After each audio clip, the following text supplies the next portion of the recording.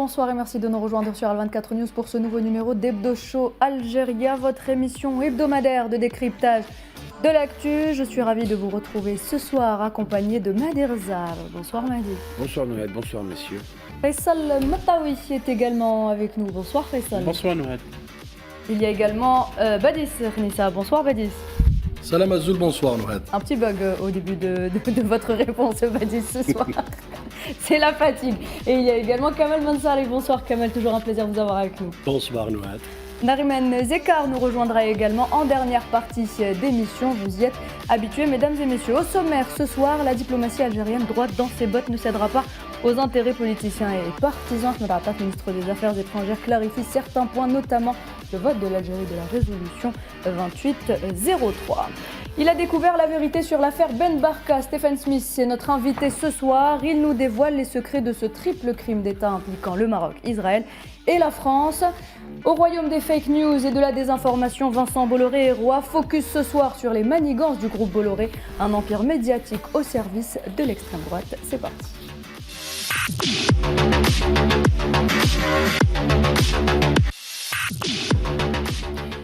Et on commence donc cette émission, messieurs, avec l'essentiel de l'actualité nationale. Nous venons de le voir juste avant le début de cette émission.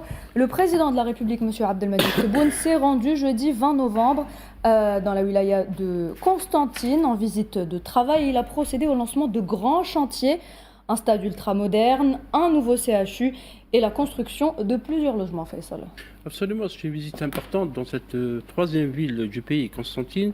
C'est une grande agglomération, Constantine, avec presque 2 millions d'habitants. C'est une ville dont la population augmente chaque année. C'est pour noter qu'historiquement, Constantine, l'ancien Cirta, est l'une des villes les plus anciennes au monde. Plus de 5000 ans d'histoire. Donc la visite a commencé, le président Abdelmadjid Tebboune a commencé par rendre hommage à un grand homme, le savant Ahmed Ben Badis. Il a visité le cimetière où il est enterré. C'est un hommage aussi à cet homme qui a eu un grand rôle avant la guerre de libération nationale. Et aussi, il y a eu un bain de foule, comme on le voit à l'image, de la population de Constantine qui a consacré un grand accueil, un accueil chaleureux pour le président Abdelmadjid Tebboune qui, vous l'avez dit, Nouhed, a inauguré et a lancé des projets dont le projet étant entendu de l'ADL3, de logement qui est important, un projet qui a été entendu et le président avait fait une annonce, une promesse électorale, il a exécuté à partir de Constantine.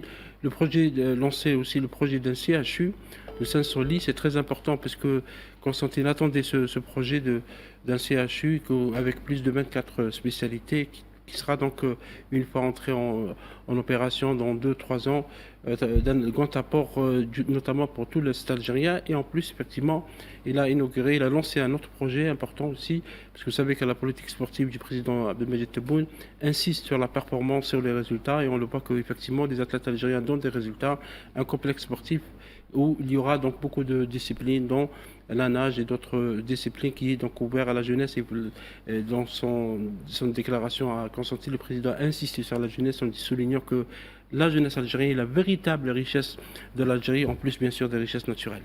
Alors Badis, on revient justement sur l'importance de ces projets lancés par le président de la République, mais je pense qu'il est aussi important de revenir sur ce bain de foule que s'est offert le président de la République. Ce n'est pas la première fois qu'il le fait. Le peuple algérien y a eu droit à Tindouf, à Tizi Ouzou et également le président de la République toujours proche de son peuple, de Béchar également, oui. Le président de la République toujours proche du peuple algérien. Tout à fait. Au-delà de l'aspect politique, effectivement, comme Faisal vient de détailler, c'est qu'il faut rappeler cette proximité du président de la République, son attachement à vouloir être à l'écoute de sa population, de son peuple. C'est le président populaire, c'est le président, l'homme du peuple, qui aujourd'hui parle au peuple. Il faut rappeler aussi qu'il a rencontré la société civile avec laquelle il a eu une écoute très attentive, notamment justement par rapport à ses attentes, mais aussi par rapport à son rôle qu'elle doit jouer. Je dois rappeler que le président de la République avait qualifié cette société civile de partenaire stratégique, notamment dans l'équation politique nationale et même internationale. Et c'est là où je veux en venir. Cette cohésion que nous sommes en train de voir à travers ces images, c'est ce qui fait la stabilité intérieure du pays, c'est ce qui fait par de facto la force de frappe diplomatique de l'Algérie à l'échelle internationale en défendant des causes justes, des causes nobles. Donc oui, il y a aussi une dynamique économique parce que le président de la République tient beaucoup à cet équilibrage de développement, notamment local, vous l'avez dit, à travers des infrastructures, des projets structurants, des projets prometteurs, mais aussi il y a cette solidité institutionnelle dans laquelle s'inscrit le président de la République, encore une fois, avec ce contact du peuple. Et enfin... Donc finalement, c'est le projet le plus important, ce contact avec le peuple. C'est le socle, c'est la base. Exactement. Merci, Badis Madi. Oui, une précision, puisqu'on est dans les deux shows et qu'on dit ce qu'on pense, on n'est pas dans un média qui a été acheté par des grands milliardaires. Dans ce média-là, en tout cas, Al24, on revendique notre honnêteté intellectuelle. Moi, je voudrais faire la comparaison entre Abdelmajid Tebboune à Constantine avec le bain de foule et l'armistice qu'il y a eu le 11 novembre à Paris, où les Champs-Élysées ont dû être évacués pour que le président Macron puisse faire sa parade, d'accord, sans aucun Français ni Française, et les seules personnes qui ont été autorisées à être autour ont hué leurs représentants politiques. Donc moi je m'en fous, je mets les pieds dans le plat, adviendra que pourra. Adviendra que pourra. Merci Mahdi, le message est passé. En tout cas, on passe à autre chose. Parce que, excuse-moi, à ce qui paraît, nous on est une dictature et c'est la grande démocratie. L'Europe, c'est les grandes démocrates et nous on est une dictature. Vu le bain de foule, on se demande qui est la dictature et qui est la démocratie. En tout cas, ce qu'on retient, c'est cette image, je ne sais pas si on l'a au niveau de la régie, cette image du président de la République qui va embrasser le front d'un jeune homme et qui lui enlève sa casquette et qui la met sur la tête. On voit à quel point notre président est proche de son peuple et proche de sa jeunesse, notamment, Kamel. Ben oui, c'est devenu presque une signature, c'est devenu une signature chez tous les Algériens, de par le respect, de par le fait que c'est un président qui démontre qu'il est proche des citoyens. Il le fait, il n'hésite pas, en dépit de l'insistance et de l'enthousiasme on regarde les images, tout le monde veut lui serrer la main, il n'hésite pas d'aller vers les populations, c'est-à-dire ceux qui l'ont élu. Mais pour revenir un petit peu à tout ce qu'il a concrétisé ou ce qu'il a lancé à Constantine, il est important de souligner, par exemple, la nouvelle ville, Ali Menjeli, c'est une ville, pratiquement une deuxième ville, c'est plus de 600 000 habitants, et la construction d'un hôpital qui se trouve à la localité Zouagui Slimane, c'est très important. Elle réduit la pression sur le CHU Ben Badis. Donc c'était très important qu'il y ait cet hôpital, et en plus spécialisé dans la neurologie et dans la cardiologie. Donc c'est pour réduire les distances, et surtout le président a insisté sur le fait de la prise en charge des patients de manière très très efficace. Donc ça, c'est important. Et le deuxième, le salon omnisport à laquelle a fait référence Faisal, c'est l'architecture qui attire l'attention, le style arabesque qui ressemble un petit peu à l'identité de la ville de Constantine. Parce qu'à l'origine, Constantine, par vocation, c'est une ville touristique. On est en train aujourd'hui, comme le Wali l'a démontré, enfin l'a présenté, la vieille ville est en plein réhabilitation, notamment Souiqa, Rahbat el-Djmal, Rahbat el-Souf, tous les anciens quartiers de Constantine sont en train d'être réhabilités pour faire de cette ville qui a été la capitale de la culture arabe, à la fois une ville moderne et une ville touristique. Donc, et en plus de ça, lui conférer son rôle de pôle régional à travers les investissements, notamment dans le domaine de santé, la pharmacie, avec le lancement du deuxième projet de l'UPC pour les maladies respiratoires et pour l'ORL, qui a été lancé, qui emploie aujourd'hui 500 personnes au minimum. Très bien, merci. Kamal, on enchaîne. Pendant qu'en Europe, on ferme des hôpitaux, pendant qu'en Europe, on ferme des hôpitaux par manque de moyens, par manque de personnel qualifié, et que 15 000 Algériens remplissent la PHP française pour sauver des vies tous les jours. Et le jour où j'entendrai tonton Emmanuel être appelé, le président, être appelé tonton Emmanuel, ou n'importe quel dirigeant européen être appelé avec l'affection que porte le peuple algérien à son président, à ce moment-là, je réfléchirai à deux fois avant de critiquer qui que ce soit. On laisse mourir des gens, des Français, sur des brancards, dans des couloirs. Je dis ça, je dirais. L'Algérie forme 13 000 médecins généralistes, et on va, avec l'instruction du président, à former 13 000 spécialistes, ce qui est énorme. C'est-à-dire, plus on a de spécialistes, plus on réduit les besoins, notamment dans les villes isolées, c'est-à-dire ce qu'on appelle les zones d'ombre, ou bien les villes très éloignées des chefs-lieux. Donc c'est très important d'avoir pourvu qu'on ne nous les vole pas. C'est-à-dire que ce soir, voilà, il y a un tweet qui disparaissent pas en France ou à l'étranger. J'ai vu un tweet tout à l'heure passer de Manon Aubry, qui est une députée, députée, je sais plus députée de gauche, je crois, PS ou LFI, qui a dit: ce soir à Paris il neige, il y a 3600 enfants qui dorment dehors. Terrible. Voilà, ça veut tout dire. Une bonne partie. Ça veut tout dire. Je ne dirais pas une grande, mais une bonne partie de la population française saute les repas à cause de la pauvreté, parce que ça n'apparaît pas dans les rapports de la Banque mondiale, dans les rapports internationaux qui s'intéressent qu'aux pays africains.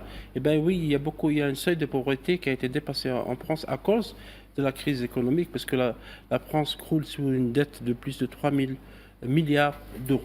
Non mais rapidement. Vous voulez pas qu'on enchaîne? Vous voulez qu'on reste sur ce sujet? Allez-y. On parle nommé chef d'État français qui a été au Brésil pour parler de la fin du monde, alors que la fin du mois est très difficile à passer pour les Français. Déjà pour les Français, oui. Très bien, messieurs. Coopération entre Alger et Hanoï. Cette fois-ci, le Premier ministre vietnamien était à Alger la semaine dernière. Il a été reçu par le président Abdelmadjid Tebboune Faïsal.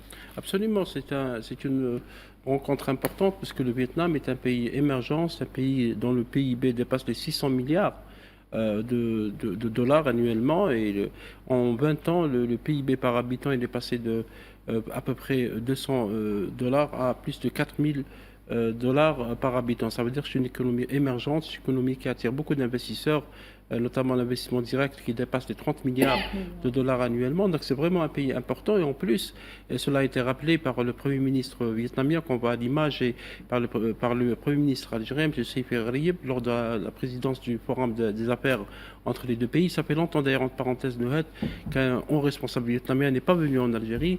Et les rapports, ils sont anciens, ils sont historiques, parce que les deux pays ont lutté contre le colonialisme, notamment français et américain pour les Vietnamiens. Et donc ils partagent cette idée de l'anticolonialisme, et partagent cette idée d'un tiers-monde, ou maintenant du Sud global, qui coopère. Et donc appel a été lancé durant cette rencontre avec le président Tebboune et aussi avec le Premier ministre, de consolider les rapports.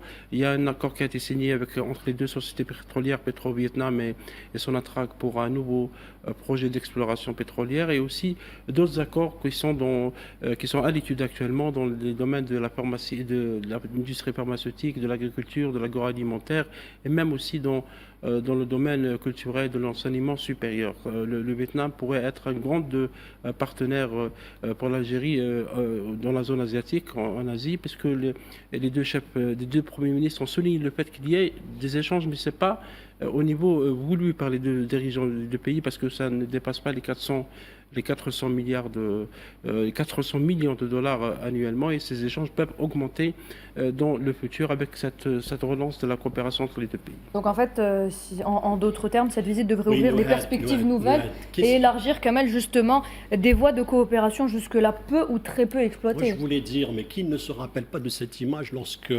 l'ambassadeur vietnamien est venu à Alger pour embrasser le président Houari Boumedienne. Oui. Pourquoi je vous rappelle ça? Parce que l'Algérie a été l'un des vrais défenseurs de la cause vietnamienne lors de sa guerre contre l'occupation américaine.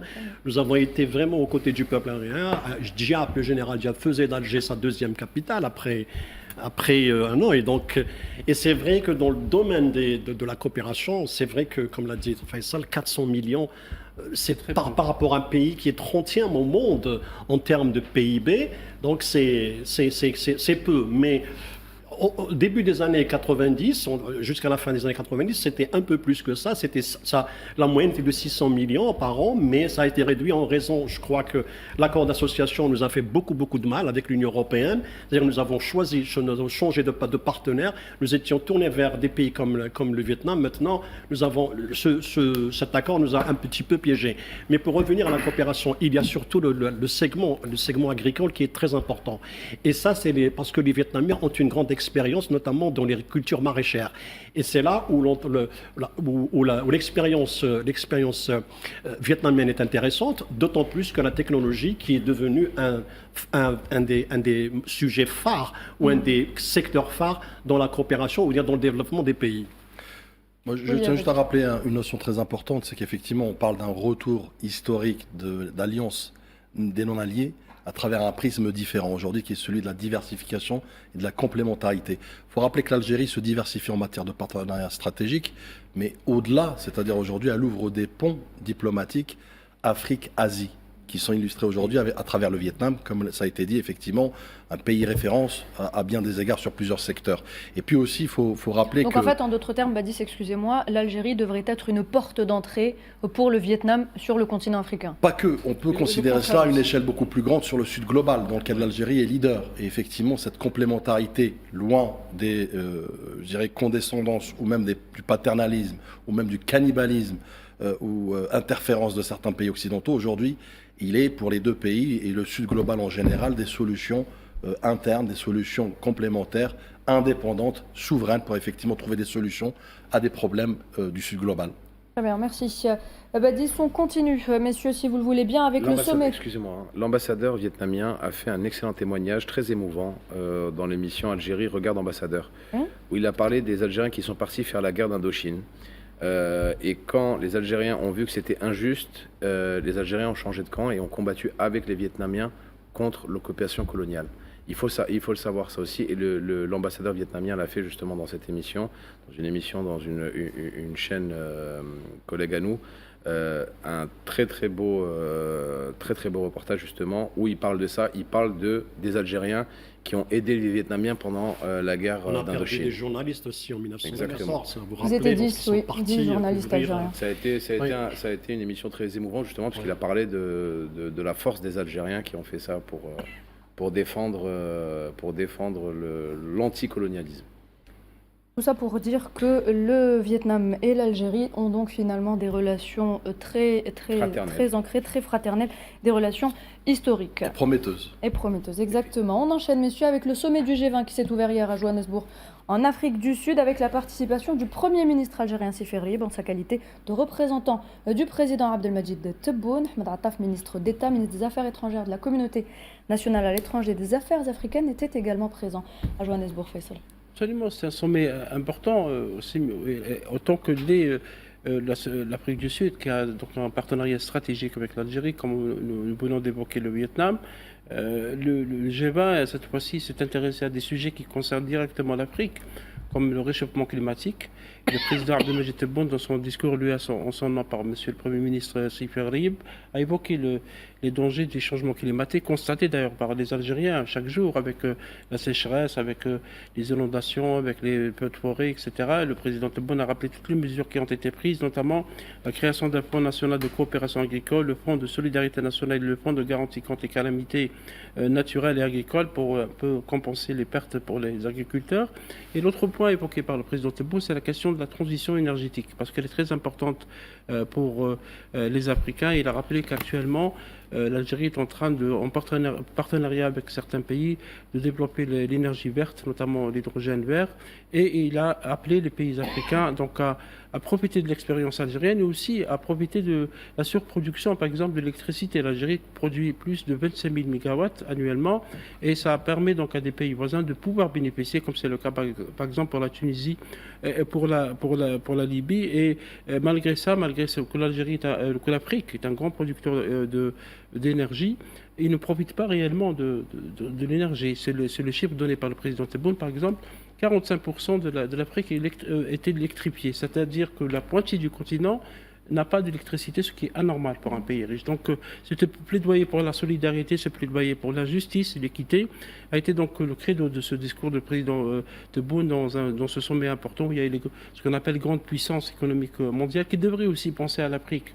Parce qu'actuellement, ces dernières années, on l'a constaté, tout à l'heure, Badis parlait de cannibalisme. C'est vrai qu'il y a eu du cannibalisme du côté des anciens colonisateurs, parce que l'Afrique n'est vue que comme un réservoir d'eau, de pétrole, de gaz ou de produits agricoles. Mais qu'en est-il des populations qui y vivent ? C'est presque 1 milliard d'Africains qui vivent. Et donc cette équité, cet équilibre va dans le sens du Sud global défendu beaucoup actuellement par plusieurs pays, donc des 3 continents, l'Afrique, l'Amérique du Sud et l'Asie. Alors le sommet du G20, messieurs, c'était l'occasion de rappeler que l'Algérie, fidèle à sa tradition de solidarité régionale, plaide pour une réforme profonde des institutions financières internationales et un soutien concret aux États les plus vulnérables, Badis. Tout à fait. D'ailleurs, l'Algérie a plaidé depuis quelques années y compris aujourd'hui dans son rôle au Conseil de sécurité, a plus de représentativité et donc plus d'équilibre, notamment dans le forum décisionnel des pays et des puissances. Donc aujourd'hui, il n'est pas normal que l'Afrique n'a pas sa représentation digne de ce nom, un continent comme disait Rissal, qui a des opportunités, mais surtout aussi où se concentre la majorité des richesses du monde, de la planète. Et aussi parce que l'Algérie aujourd'hui plaide pour les sans-voix, notamment les voix des peuples opprimés, pour aussi une équité en matière de décision, notamment sur la géosécurité, l'architecture sécuritaire, mais aussi le développement. Et d'ailleurs, je reviens sur le discours du président de la République qui a été élu par le Premier ministre, c'est que on voit cette bienveillance, cet altruisme diplomatique, notamment dans l'Algérie, à travers le partage d'énergie, à savoir le savoir-faire, à savoir l'énergie, notamment sur l'hydrogène pour la transition écologique. Donc l'Algérie est disposée aujourd'hui, comme elle l'a été de tout temps, à accompagner notamment l'Afrique, à accompagner aussi, puisqu'on parle de multilatéralisme stratégique.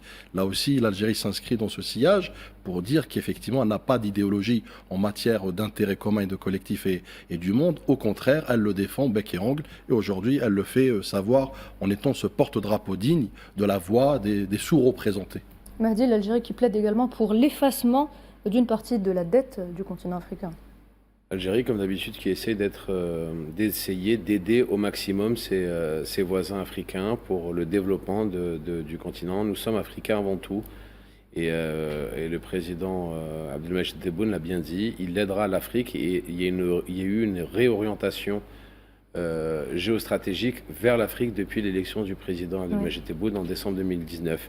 L'Afrique a trop longtemps été mise de côté sur les années précédentes, sur les décennies précédentes, et maintenant l'Afrique reprend toute sa place dans l'échiquier politique de l'Algérie, et c'est très important. Voilà, nous sommes africains, nous sommes algériens, et nous sommes africains également, et nous voulons aider nos voisins africains.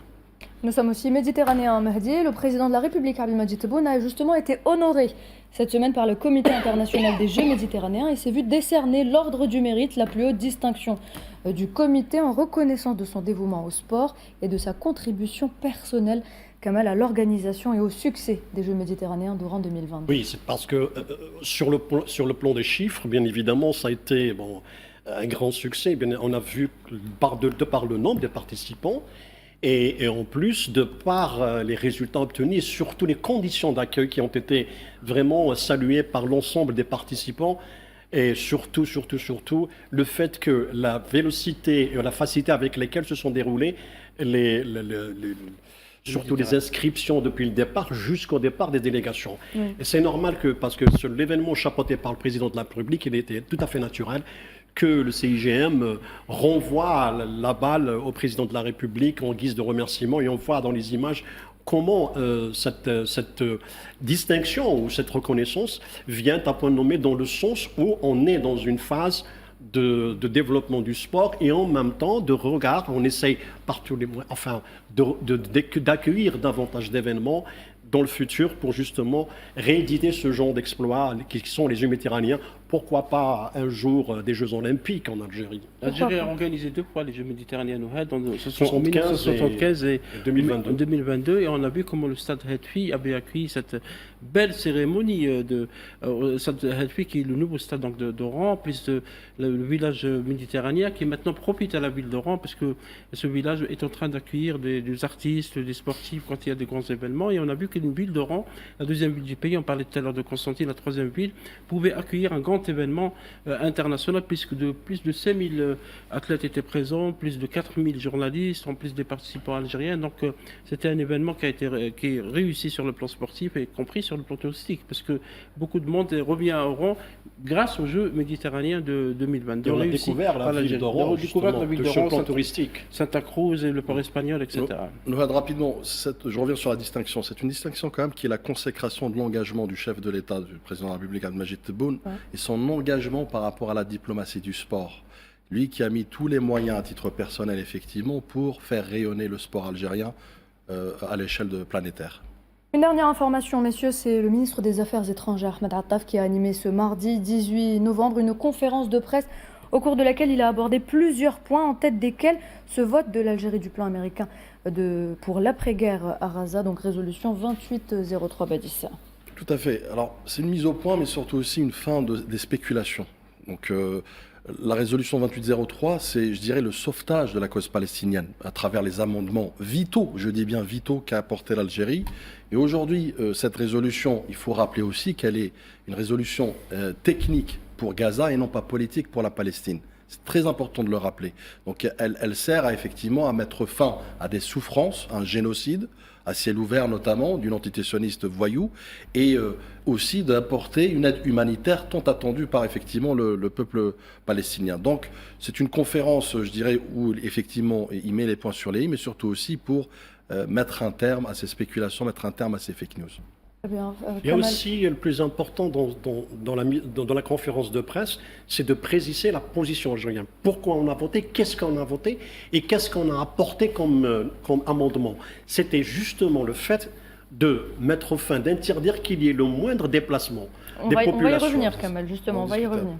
Donc c'est ça on va revenir, d'accord. Mais c'était le plus important, c'est de dire au monde que la résolution touchait surtout au fait qu'on ne peut pas déplacer les populations palestiniennes, qui était un objectif israélien. Et Ahmed Attaf n'a pas abordé que le sujet de cette résolution. Sûr, il a également abordé, messieurs, d'autres sujets d'intérêt donc pour l'Algérie, à savoir le Sahara occidental ou encore le Mali. Faisal. Absolument, la situation au Mali, dans la région sahélienne, la question du Sahara occidental, parce que comme le disait Badis, il y a beaucoup de fausses informations, de fake news et de fausses interprétations de la position algérienne. Il y a des gens, visiblement, qui sont tapis dans l'ombre et d'autres qui sont sur les réseaux sociaux, qui s'intéressent qu'à la position diplomatique de l'Algérie. L'Algérie n'a aucun complexe par rapport aux questions du Sahara occidental, par rapport à la question du peuple palestinien. Elle a toujours défendu le droit du peuple à l'autodétermination et à la décolonisation. Et là que M. Attaf, donc le chef de la diplomatie algérienne, a clairement rappelé les positions de l'Algérie et les priorités en matière de respect des résolutions onusiennes, le respect des droits des Palestiniens, du peuple sahraoui, mais également des relations de bon voisinage avec un pays comme le Mali qui est en train d'avoir des difficultés économiques et politiques internes, des relations avec le Niger qui est un autre voisin. Donc c'est des clarifications qui étaient nécessaires face à une déferlante de fake news. On reviendra tout à l'heure dans justement des clarifications sur lesquelles nous reviendrons tout à l'heure et des positions diplomatiques algériennes sur lesquelles nous allons nous attarder davantage tout à l'heure en troisième partie d'émission. Mesdames et messieurs, on revient dans quelques instants.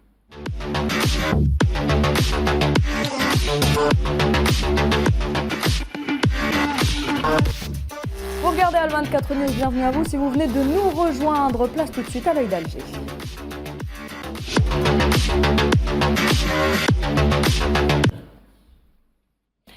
Et l'œil d'Alger se tourne ce soir vers une affaire qui continue de faire couler beaucoup d'encre 60 ans après, l'affaire de la disparition de Mehdi Ben Barka, grande figure de l'opposition marocaine, ennemi juré du roi Hassan II. 60 ans après, la vérité éclate au grand jour dans un livre intitulé L'affaire Ben Barka, la fin des secrets, un travail d'investigation réalisé par Stephen Smith et Ronan Bergman. Et nous avons justement avec nous ce soir le plaisir d'avoir Stephen Smith, journaliste spécialiste de l'Afrique. Bonsoir, merci d'avoir accepté notre invitation. Bonsoir. Merci donc d'être avec nous. Je vous êtes en direct avec nous depuis Chapel Hill en Caroline du Nord. Encore une fois, merci d'être avec nous, monsieur Stephen Smith. Alors première question, êtes-vous ce soir en mesure d'élucider cette affaire vieille de 60 ans ? Oui, tout à fait. Nous sommes en mesure de l'élucider puisque après 5 années d'enquête et grâce à des nouvelles archives, nous pouvons répondre à toutes les questions qui restaient en suspens depuis 60 ans. Donc, qui a été l'assassin, quels sont les pays impliqués, quelles ont été les conditions dans lesquelles Mehdi Ben Barka a trouvé la mort, à quelle date, qui est le commanditaire du crime. Donc, toutes les questions qui étaient restées ouvertes sont aujourd'hui résolues et d'où le sous-titre de notre livre, La fin des secrets. Stephen Smith, Mehdi Ben Barka, victime de la première alliance entre le Maroc et le Mossad. Ça, c'est peut-être un raccourci. Le Mossad a en effet prêté main forte à la chasse à Mehdi Ben Barka, puisqu'il faut se souvenir, dans les années 60, on ne disposait pas de chaînes comme la vôtre qui permettaient de savoir où était un homme exilé qui parcourait le monde. Donc, les services marocains avaient d'abord fait au service français Mehdi Ben Barka. Les Français n'ont pas donné suite et donc après les émeutes de Casablanca, donc là nous sommes en mars 1965, le roi se décide à faire appel au Mossad et le Mossad commence une opération appelée Eterna, opération Eterna, qui visait à repérer Mehdi Ben Barka. Et par la suite, c'est vraiment une histoire assez compliquée, parce qu'il y a une deuxième filière de truands français qui vont finalement enlever Mehdi Ben Barka devant l'IP, la brasserie à Paris. Mais par la suite, les Marocains se trouvent avec les bras qu'ils veulent tuer de leur opération. Et là, il faut une minute pour que le Mossad un soutien. Le Mossad n'a jamais Mehdi Ben Barka, mais livré la soude caustique, une pioche, même une pince pour identer la victime, pour qu'il ne reste vraiment aucune trace, que la décomposition soit parfaite. Donc tout ce travail de soutien, d'assistance en quelque sorte, c'est le Mossad qui l'a fait. Mais bien sûr, le commanditaire du crime était le roi Hassan II, pour les raisons qui lui étaient propres. L'une était, vous l'avez dit, l'ennemi mortel depuis toujours, l'ennemi juré du roi Hassan II était le révolutionnaire Mehdi Ben Barka. Mais c'est vrai aussi que Mehdi Ben Barka était devenu un agent du service tchécoslovaque, la STB. Et donc, à ce titre, on peut aussi dire qu'il est finalement aussi victime de la guerre froide et que lui, était à l'intérieur du complot contre le roi, et le roi a essayé de le pourchasser avec clairement comme objectif de l'éliminer, ce qui a été fait. Mais Stéphane Smith, est-ce qu'on peut dire aujourd'hui que Mehdi Ben Barka, c'était l'acte fondateur de la coopération entre le Maroc et Israël? Non. C'était l'extraction des Juifs, c'est-à-dire c'est comme ça que ça, d'une façon et clandestine, et par la suite, à partir du règne du roi Hassan II, on s'est mis d'accord sur des passeports collectifs que le général Oufkir, alors ministre de l'Intérieur, a signé. C'était pour que les Juifs du Maroc puissent quitter le Maroc. Officiellement, jamais pour aller en Israël, mais tout le monde savait qu'ils allaient en Israël, d'autant plus qu'Israël a payé pour chaque juif marocain qui a quitté le royaume. Et donc, cette extraction, ou ce dépôt juif marocain, 80 000, 61, 64, donc, a fondé le network, le réseau qu'a installé le Mossad au Maroc, et de fil en aiguille, la coopération est devenue de plus en plus étroite, et ce sont les agents à Rabat du Mossad qui étaient en contact quotidien avec le général Ouf, son adjoint Ahmed. Comme ça que cette coopération, comme je vous disais tantôt, mars à la fin 65, Blanca, que les Marocains ont fait appel au Mossad, puisque nous travaillons sur fond de documents, ce n'est pas des hypothèses, c'est vraiment des documents. Câble du Mossad, il y a un câble du Mossad où il est dit, un agent du Mossad à Rabat envoie, vous l'avez là à l'écran, envoie ce câble à Tel Aviv, au siège du Mossad, et là il est dit, l'objectif des Marocains, c'est to kill Mehdi Ben Barka, c'est rédigé en anglais, donc pour tuer, il n'a jamais été question de le rapatrier de force ou de le faire venir simplement à l'intérieur d'un gouvernement, où il n'y a pas eu d'accident, c'était dès le départ prévu que ce soit une élimination.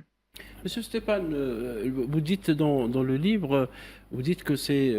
parce que pour rappeler que la coopération Mossad au Maroc a commencé effectivement, notamment après les émeutes de mars 1965, réprimées dans le sang, parce que c'est des collégiens qui ont été réprimés, c'est à partir de là qu'il y a eu la coopération avec le Mossad, et le général Frère, qui était le ministre de l'Intérieur, disait que le Maroc et le Mossad étaient une famille. Ma question est par rapport au général de Gaulle, parce que dans votre livre, vous dites que la chaîne d'information était bien établie entre l'avocat qu'on appelle la barbouze du général, l'avocat Pierre Lemarchand, Roger Frey qui était ministre de l'Intérieur, Maurice Papon qui était préfet de Paris, et Maurice Papon Roger Frey étaient impliqués dans le massacre des Algériens en 1961, mais également Georges Pompidou était au courant, mais que le général de Gaulle n'était pas au courant. Alors ma question, est-il vrai que le général de Gaulle, qui était président à l'époque, n'était pas au courant du complot visant Ben Barka?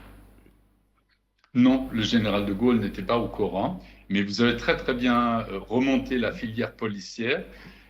Cette filière policière avec la barbouze du général, c'est le titre de son autobiographie, donc on n'est pas en train de l'insulter, c'est lui-même qui se qualifie de cette façon, c'est le maître Pierre Le Marchand. Donc lui, il prévient un commissaire qui s'appelle Jean Caille des renseignements généraux, et on remonte donc toute la filière comme vous l'avez fait, en passant par Maurice Papon, qui est le préfet de police, au ministre de l'Intérieur Roger Frey, et jusqu'au Premier ministre Georges Pompidou. Là, il y a des écoutes du quartier général détruit en français, chargé d'enlever Mehdi Ben Barka. Donc, les Français savaient parfaitement, cette filière savait parfaitement ce qui allait se faire. Ils n'allaient pas intervenir puisqu'ils étaient au courant. Ils suivaient seulement le bon déroulement de cette opération dont ils étaient prévenus. Maintenant, le général de Gaulle ne le savait pas. Je pense que les Français qui étaient au courant, donc jusqu'au Premier ministre, qui finalement allait être son successeur, ils pensaient qu'il s'agissait d'un enlèvement. Et il faut se resituer dans l'époque. L'enlèvement de Eichmann par les Israéliens, par le Mossad en 61 en Argentine, mais plus important, l'enlèvement du dernier chef de l'OAS, le colonel Argou, 18 mois seulement avant le kidnapping de Mehdi Ben Barka, c'est-à-dire enlever un opposant radical même sur un territoire étranger, n'était pas une grande affaire. Donc, dans ce cadre-là, le général n'était pas prévenu. Je veux simplement vous donner une idée à quel point il n'était pas au courant. Il a tempêté pendant 6 semaines. Il voulait absolument limoger Frey, sinon Georges Pompidou. Il était vraiment hors de lui. On a les protocoles des conseils des ministres. Et finalement, c'est Jacques Foccart, l'homme, secrétaire général de l'Élysée, chargé des affaires africaines et des services secrets, qui fait comprendre au général de Gaulle que ça, il ne peut pas le faire. C'est l'homme, Jacques Foccart, qui était à la cheville ouvrière du retour du désert vers le pouvoir du général de Gaulle. Et donc, il lui explique, là, vous ne pouvez pas vous en prendre aux piliers, aux barons de votre régime. Et là, le général est obligé de se calmer. Il va sévir contre le SDEC, le service secret, qui était marginalement impliqué, mais qui ne jouait pas un rôle important. Et il y aura la crise diplomatique avec le Maroc. Pour tout vous dire, à la fin, lorsque le général, ayant quitté le pouvoir 1 an plus tard, meurt, Hassan II appelle pendant 3 jours et l'épouse, Yvonne de Gaulle, ne le prend pas au téléphone pour prendre ses condoléances parce qu'elle savait la blessure intime qu'avait été pour le général de Gaulle quand on lui enlève son invité personnel parce que Ben Barka devait venir à l'Élysée le lendemain de son enlèvement. Donc elle ne le prend pas au téléphone et Hassan II se venge d'une certaine façon. Il envoie comme dignitaire, je crois obligé de mettre ça entre guillemets, comme dignitaire sur la tombe du général de Gaulle à Colombier-les 2 Églises, Ahmed Glimi, qui se trouve être l'assassin de Ben Barka. De Ben Barka. Très bien. Stéphane Smith, pourquoi est-ce qu'un régime sûr de lui a-t-il tremblé devant un simple professeur de mathématiques? Je dis bien sûr de lui entre guillemets, monsieur Smith. J'entends bien. Je pense même que c'est une question d'autant plus intéressante que Mehdi Ben Barka était en perte de vitesse en 65. Et vous regardez ça sur les 3 tableaux. Sur le plan intérieur, après plusieurs complots dont il était l'initiateur, même ses camarades de l'USFP, de son parti, qui subissaient la répression féroce de ces coups de force manqués, se détournaient de lui et il avait pris des positions dont on peut discuter, mais au moment de la guerre avec l'Algérie, la guerre des sables, à la fin de 1963, il avait pris des positions hostiles au roi du Maroc et ça avait été très impopulaire. Donc ça, c'est le plan intérieur. Maintenant, sur le plan, la tricontinentale dont il était la dynamo, donc le grand mouvement de solidarité militante au sein du tiers-monde, là, il s'était aliéné l'Union soviétique qui le soupçonnait d'être pro-chinois. Et le KGB était en train de prendre des mesures actives, comme on appelait ça, c'est-à-dire ce qu'on appelle aujourd'hui la guerre hybride. Ça pouvait aller de la diffamation jusqu'à un attentat. Donc là aussi, il était véritablement menacé. Et troisièmement, il était donc agent de la STB, le service tchécoslovaque, mais eux aussi étaient assez mécontents parce qu'ils ne respectaient pas les règles de la clandestinité. Ils mettaient en péril leur argent et ils venaient de le dégrader. Donc là, je reprends votre question, pourquoi donc Mehdi Ben Barka est-il si dangereux ? Je pense que la réponse la plus claire est que le cumul de son opposition radicale, il venait de déposer le manuscrit du livre qui allait s'intituler « L'option révolutionnaire ». Donc là, il abat ses cartes, il ne parle plus d'une monarchie constitutionnelle, il veut véritablement une république, si possible une république démocratique et populaire. Ça, c'est un côté. Et l'autre côté, c'est très intéressant, le roi Hassan II prend la décision de mettre la main sur Mehdi Ben Barka et finalement de le tuer dès l'automne 64, exactement au moment où il apprend que Mehdi Ben Barka est un agent de la STB et qu'il a demandé du soutien financier et militaire de ce service du bloc de l'Est. Donc, on peut dire Mehdi Ben Barka, très très vraisemblablement, est tombé sur le champ de bataille de la guerre froide. Vous avez justement évoqué cette proximité qu'il avait avec l'Algérie. Est-ce que vous pensez que cette proximité, que sa disparition a privé justement la région d'une union forte qui aurait marginalisé le système monarchique marocain ? Vous savez, je suis très content de votre invitation, mais il faudra dérouler en quelque sorte toute l'histoire postcoloniale d'Afrique du Nord, puisque la vision de Mehdi Ben Barka, c'était l'indépendance à l'intérieur d'un Maghreb uni, démocratique, si possible socialiste. Donc ça, c'est une vision. Il y a eu par la suite, comme vous savez, l'indépendance de la Tunisie et du Maroc, qui était à la fois une défaite du colonialisme, mais aussi une façon d'isoler l'Algérie qui était dans sa phase combattante. Donc, Mehdi Ben Barka est très bien à Alger, jusqu'à la chute de Ben Bella. Par la suite, il y a une entente entre le roi Hassan II et le successeur, et Mehdi Ben Barka est même persona non grata à Alger. Donc ces histoires sont très très compliquées, il faut véritablement les suivre chronologiquement, et ils s'inscrivent bien entendu dans des options politiques très différentes qu'on peut résumer schématiquement entre une monarchie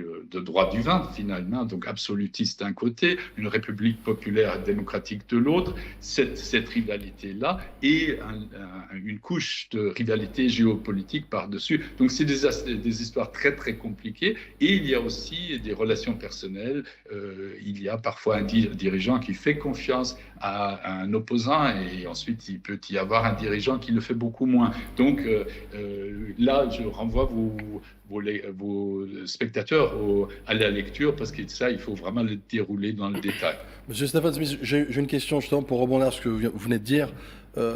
Mais Ben Barka, c'était aussi un leader du tiers-monde, c'était quelqu'un qui incarnait un projet panafricaniste, un projet d'union, notamment de l'Afrique, d'union du Maghreb, et une vision collective et d'intérêt collectif.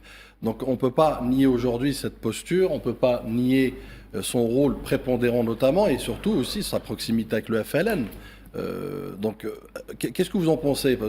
Est-ce qu'on a éliminé effectivement un projet, une idéologie, ou un projet en devenir bien évidemment, ou comme vous l'avez dit, peut-être avec certains mots, qui sont les vôtres, hein, où il avait quand même une certaine, je dirais pas une complémentarité de vision avec l'Algérie, avec la diplomatie algérienne qui était assez rayonnante, assez forte dans les années 60.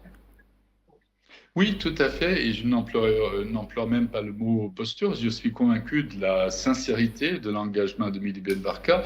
Il ne s'agit pas de réduire son envergure. Cela dit, aussi du fait de sa disparition, il y a un culte de la mémoire qui est tout à fait normal, puisqu'il a été victime d'un assassinat politique. Il est peut-être temps pour les jeunes générations, et au regard des faits, il ne s'agit pas de véhiculer ici mes opinions, le fait est qu'il s'est engagé du côté du bloc de l'Est, donc ça a joué contre lui. On peut comprendre, un opposant cherche des ressources. Est-ce qu'il fallait les prendre ou non? C'est libre au débat. Donc il a cette envergure. Il est en phase totalement avec l'Algérie jusqu'au changement de direction lorsqu'il devient persona non grata. Je l'ai dit, c'est quand même pas le meilleur statut qu'on puisse avoir avec un pays allié, donc il ne peut plus remettre les pieds à Alger, il ne le fait d'ailleurs pas, et donc il est aussi de ce fait beaucoup plus isolé, mais là encore, il ne s'agit pas de dire je trouve ça bien ou je ne trouve pas ça bien, il faut faire de la politique réaliste. À l'époque, pour l'Algérie, c'était très important aussi d'avoir une accalmie avec son voisin marocain. Donc, les dirigeants prennent leurs décisions et ça a des incidences, y compris pour les solidarités qui peuvent être très, très fortes à un moment quand on a les moyens et qui peuvent être moins fortes quand on est obligé de transiger. Monsieur Stephen Smith, vous avez évoqué tout à l'heure le fait que la collusion entre le Mossad et bien sûr le Maroc était antérieure à 1965, c'est-à-dire il y a eu des opérations à partir du Maroc, que ce soit à l'intérieur du Maroc ou bien en Algérie, pour pousser justement les Juifs à faire leur alia ou de quitter pour remplir Israël qui était en plein peuplement. Maintenant, si on comprend les motivations du régime marocain du Merzen pour l'assassinat de Ben Barka. Et encore, vous avez dit qu'il est devenu un personnage pas tout à fait ayant l'envergure que l'on pensait. Quelles sont les motivations du Mossad? C'est-à-dire, est-ce que c'est pour sauver ce régime-là d'une menace, entre parenthèses, qui n'était pas tout à fait inquiétante pour le palais royal, ou c'était le tuer pour avoir une emprise sur le palais royal et sur l'avenir du roi?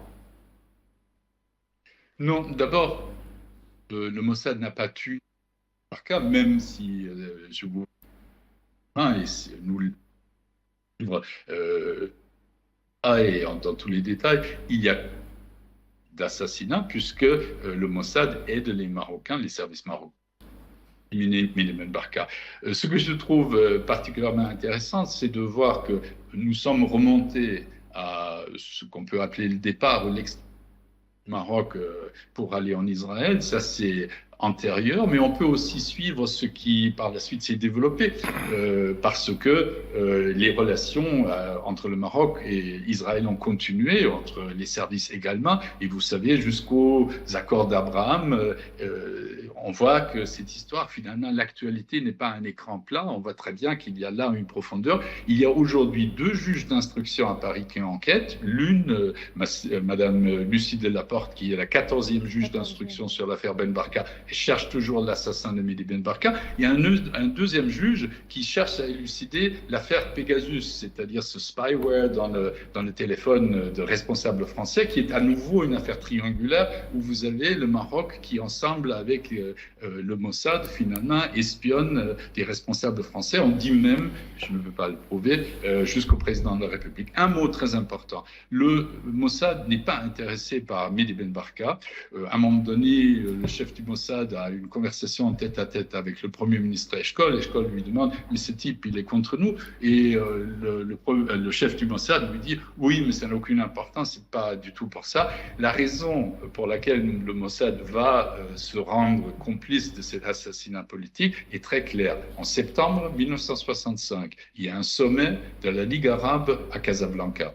Et Hassan II, qui sent que le Mossad ne veut pas s'engager dans cette affaire, offre au Mossad l'accès à des renseignements stratégiques. Il leur permet de mettre sur table d'écoute la plénière, la séance plénière et certaines chambres d'hôtel de différentes délégations. Et donc le Mossad récupère l'enregistrement des conversations très franches sur la préparation, ou plutôt l'impréparation militaire des voisins d'Israël. Ce qui permettra, 21 mois plus tard, à Israël de juger que oui, une frappe préemptive est possible puisqu'il y a impréparation, ils connaissent exactement la force ou les faiblesses de leurs adversaires et c'est pour ces renseignements stratégiques que finalement le Mossad, en contrepartie, accepte de faire tout ce que le Maroc lui demande pour éliminer, pour repérer, puis éliminer et faire disparaître le corps de Mehdi Ben Barka.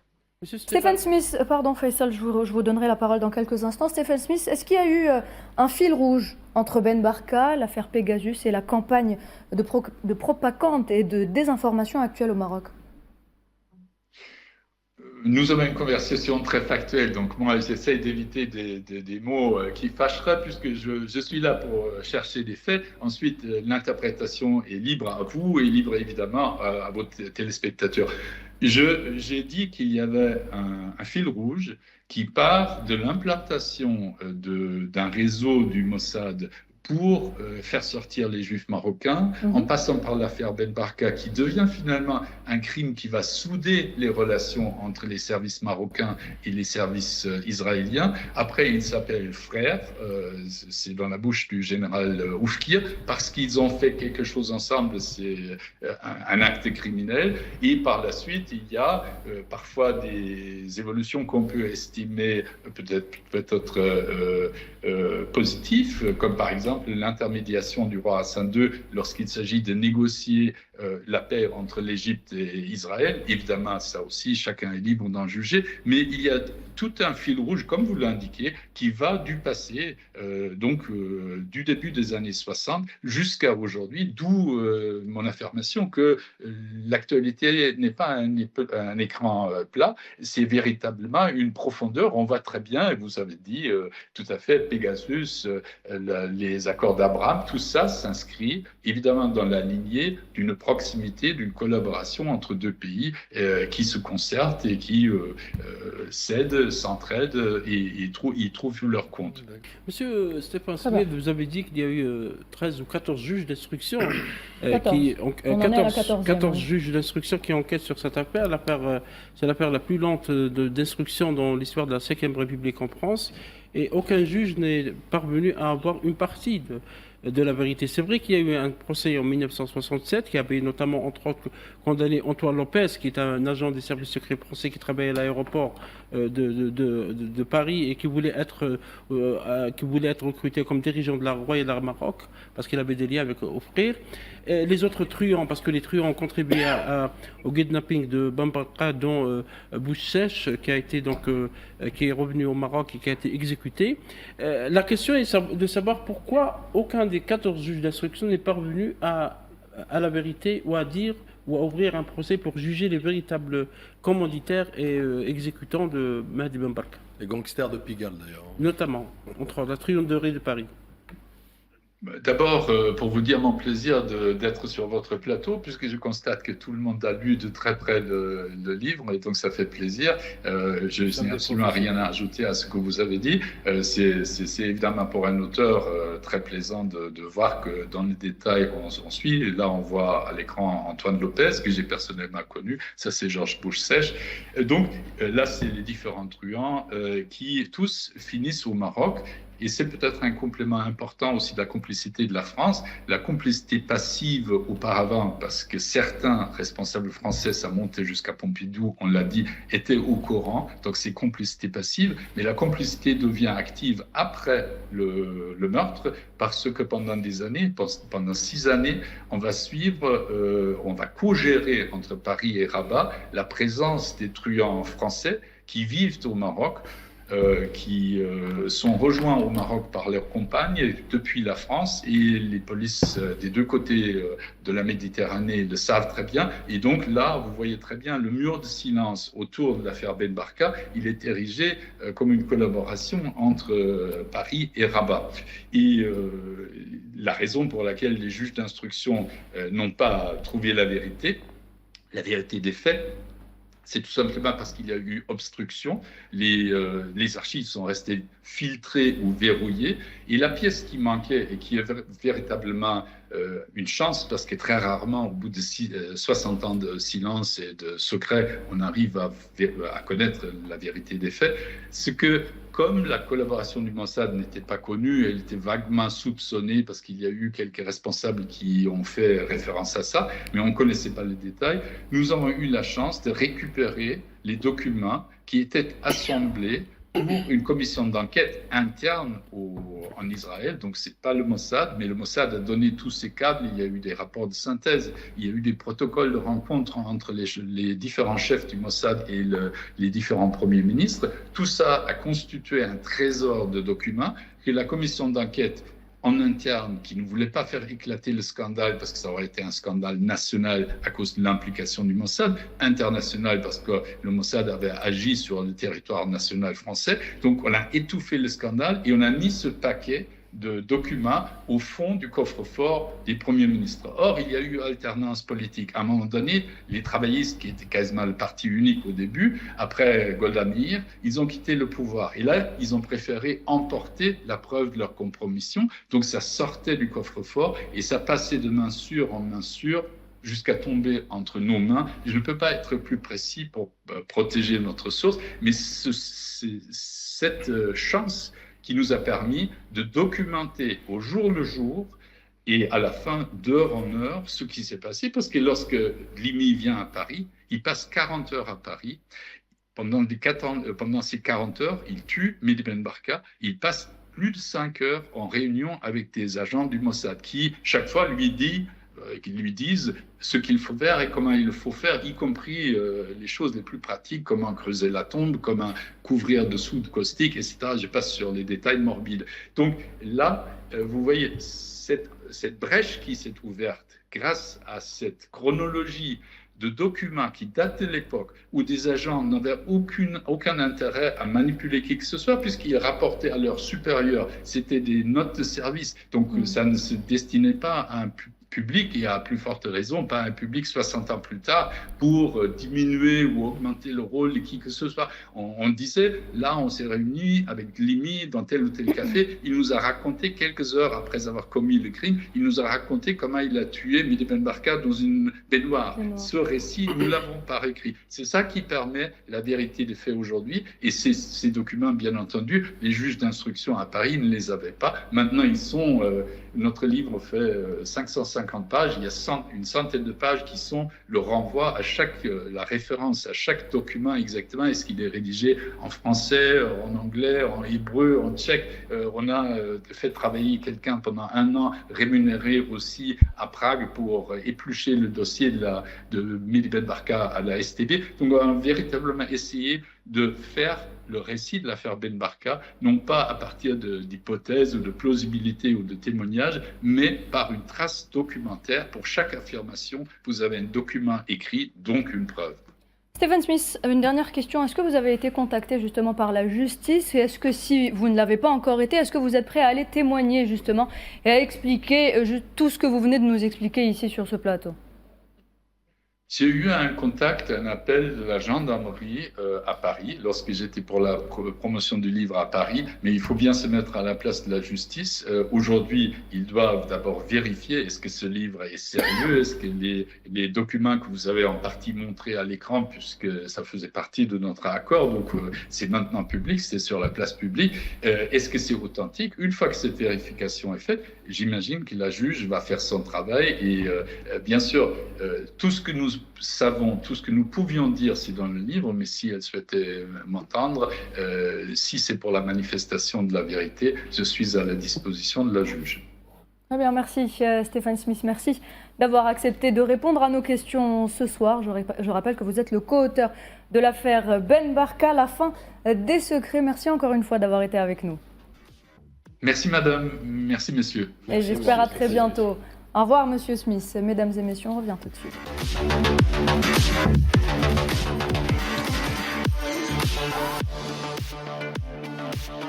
Hebdo Show revient pour une troisième partie. Mesdames et messieurs, on reste toujours dans l'œil d'Alger. Et on s'intéresse cette fois-ci à un tout autre sujet. Alors au royaume des fake news et de la désinformation, Vincent Bolloré est roi. Nous le disions tout à l'heure, focus ce soir sur les manigances du groupe Bolloré, un empire médiatique au service de l'extrême droite. Mahdi. Mesdames et messieurs, Bolloré, c'est qui? Bolloré, c'est quoi? Je vous pose une question. Qui Vincent Bolloré nomme-t-il quand il prend possession d'ITélé, qu'il renomme ensuite CNews? Qui Vincent Bolloré nomme-t-il comme chef de la rédaction de sa nouvelle télé, sa première chaîne de télé? Il nomme un monsieur qui s'appelle Guillaume Zeller, qu'on va voir derrière nous à l'écran. Guillaume Zeller, donc là c'est Vincent Bolloré, il nomme Guillaume Zeller qui est le petit-fils d'André Zeller. Pour beaucoup de monde, pour beaucoup de nos téléspectateurs et téléspectatrices, ce nom-là est inconnu. Et pourtant, André Zeller est le général putschiste de la guerre de libération nationale. Il a fait partie des 4 généraux français responsables de la tentative de coup d'État fomenté à Alger en 1961 contre De Gaulle. Il sera condamné à 15 ans de détention criminelle pour haute trahison, mais comme par magie, gracié seulement 5 années plus tard. Vous pourriez me dire, messieurs et madame Nouhed, que le petit-fils n'est pas obligatoirement dans la lignée idéologique de son grand-père. Que nini? Eh bien si, précisément, je dirais même plus, l'élève a dépassé le maître. Les mêmes idéaux, la même nostalgie de l'Algérie française, la même haine de tout ce qui est algérien. Il revendique, donc ce fameux Guillaume Zeller qui est chef de rédaction du groupe CNews, revendique le legs de son grand-père et écrit lui-même des articles sur le site d'extrême droite, Boulevard Voltaire, qui appartient, ce site d'extrême droite, qui appartient, mesdames et messieurs... Robert Ménard. La boucle est bouclée. Entre racistes, on s'entend très très bien. Dans un de ses nombreux blogs anti-algériens, Guillaume Zeller a même eu le culot, accrochez-vous bien, de demander officiellement la réhabilitation de Ossares. Ossares, vous vous rappelez tous de lui, de toute façon on ne peut pas l'oublier avec sa tête. C'est le gros, moche et éborgné qui s'est pris pour un général alors ce n'était qu'un tortionnaire sanguinaire. Vous comprenez le cheminement.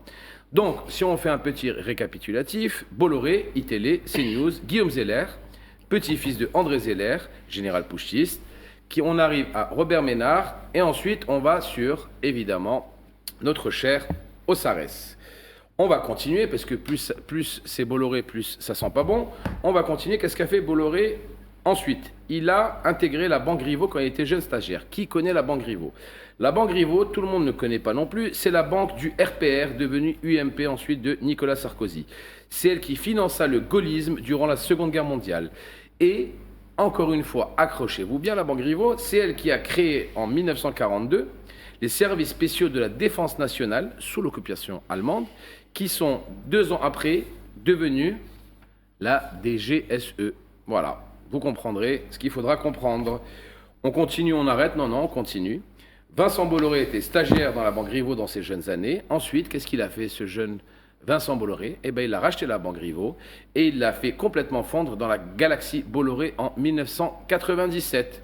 Donc, si je comprends bien, ce mania de la presse et de l'audiovisuel français a racheté la banque qui a créé la DGSE. Comprendra qui pourra. La Banque Griveaux, il faut savoir aussi que la Banque Griveaux a fait 80% de son chiffre d'affaires avec la France-Afrique, le franc CFA, avec les ports de l'Afrique de l'Ouest, en pillant toutes les richesses du continent africain et des peuples, justement, pour leur prendre leurs ports et leur donner en contrepartie des miettes par rapport à tout l'argent qu'ils amassaient. Pour finir, aujourd'hui, il a plusieurs titres de presse dans sa bannière et il s'attaque maintenant au cinéma.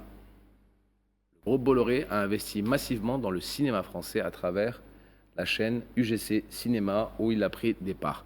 Donc voilà, il continue dans sa lignée d'expansionnistes racistes et ce n'est pas fini, ce n'est que le début. Son venin. Voilà. UGC est un grand distributeur de cinéma en France. Il faut rappeler, je vais aller dans ton sens, Mahdi, dans votre sens, Mahdi, c'est que Guillaume Zeller a fait l'éloge effectivement de Paul Ossares. Paul Ossares était à l'époque capitaine. C'est l'un des exécutants du martyr l'Arabi bin Hidi en mars 1957.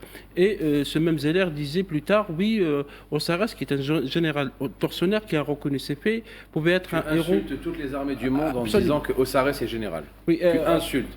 C'est un tortionnaire dégueulasse et borgné. Et il a eu ce titre, il a même été décoré, parce que vous savez, Mahdi, que l'armée française, l'ancienne armée coloniale, après l'indépendance d'Algérie, beaucoup ont été décorés, y compris Bijard et tous les autres. Maintenant, pour Bolloré est une fabrication pour confirmer et consolider votre éditorial, Mahdi.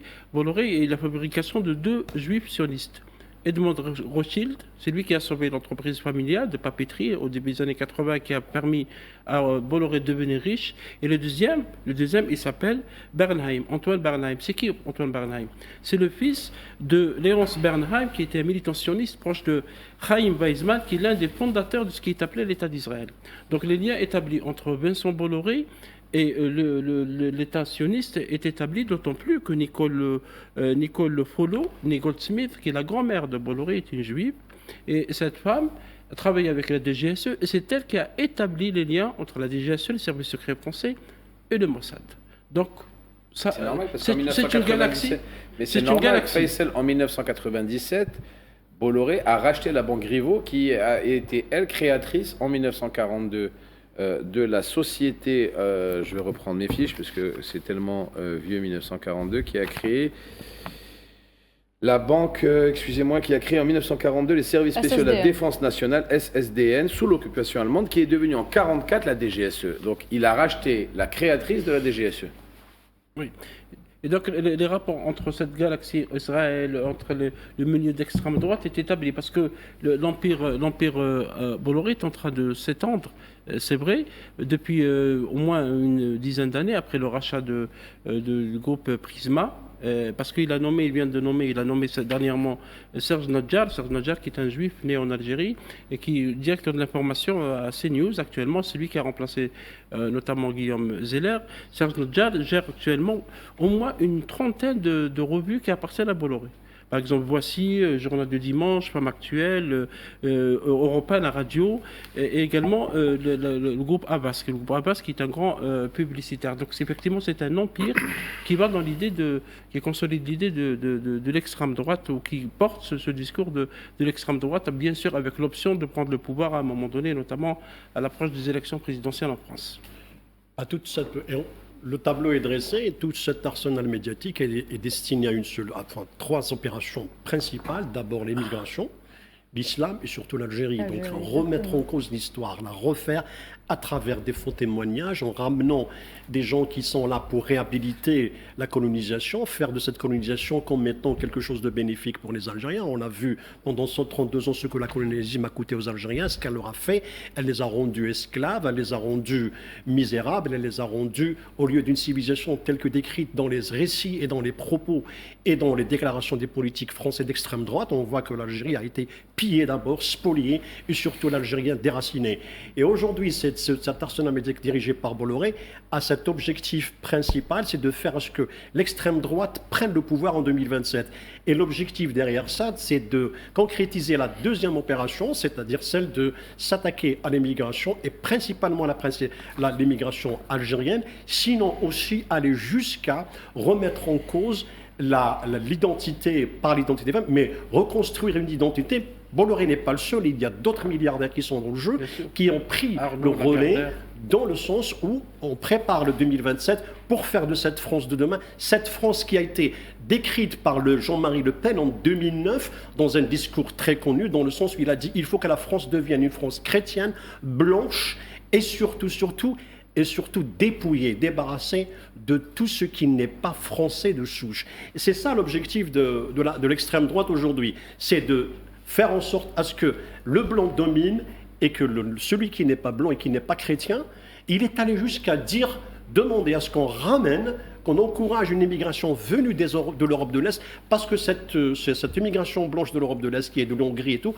et ressemble justement dans ses fondements à la chrétienté dans laquelle il a milité et qui est devenue aujourd'hui la doctrine de l'extrême droite, c'est-à-dire reconquérir cette France blanche, exclusivement, qui nie toute participation des Algériens qui sont intégrés ou des immigrés qui sont intégrés au sein de la société française et qui cherche à les marginaliser, sinon les exclure. Alors vous avez justement évoqué l'islam, l'immigration et l'Algérie. Alors, est-ce que vous avez entendu parler de ces chiffres ? 335 jours sur 365, les mots islam, immigration et Algérie sont présents sur les chaînes et dans les médias du groupe Bolloré-Badis. Quel hasard. Alors, il faut revenir sur Vincent Bolloré, effectivement, ça a été dit, la genèse et son histoire. C'est-à-dire que l'arbre généalogique est intimement lié, puisque c'est sa mère qui est agent de liaison. Et ça a été dit d'ailleurs par le journal Haaretz, sa grand-mère. En 2021, qui a confirmé qu'effectivement c'était un agent du Mossad. Donc on voit bien qu'il y a une accointance généalogique, notamment de Vincent Bolloré, pour le projet sioniste. On a connu effectivement le milliardaire Vincent Bolloré, soldat du Christ.